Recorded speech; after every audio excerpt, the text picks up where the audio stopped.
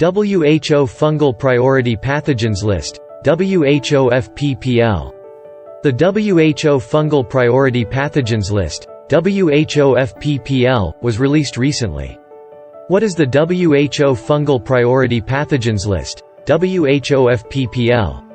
The WHO FPPL is the first ever list of fungi that are recognized as priority pathogens.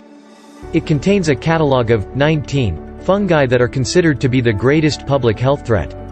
The FPPL is the first global effort to systematically prioritize fungal pathogens, with consideration to the unmet research and development requirements and the perceived global public health importance. It aims to boost research and policy interventions to strengthen the international response to fungal infection and antifungal resistance. How is the WHO FPPL list divided?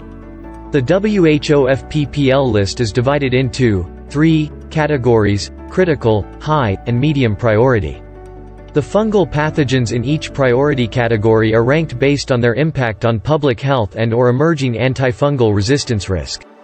This list must be interpreted and contextualized since some of these fungi's threats differ based on regional or local contexts. Why are fungal pathogens a global threat? Fungal pathogens are increasingly becoming a threat to public health as they are becoming more common and highly resistant to treatment. Currently, only 4 classes of antifungal medicines are available, and very few new ones are currently being tested.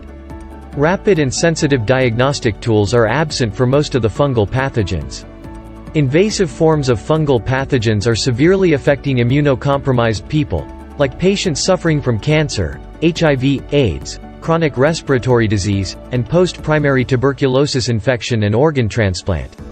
Currently, incidences and geographical range of fungal diseases are expanding because of global warming and the rapid growth of international travel and trade. The COVID-19 pandemic has increased the instances of fungal infection, because of the increase in hospitalization. Along with these challenges, there is an increase in cases of antifungal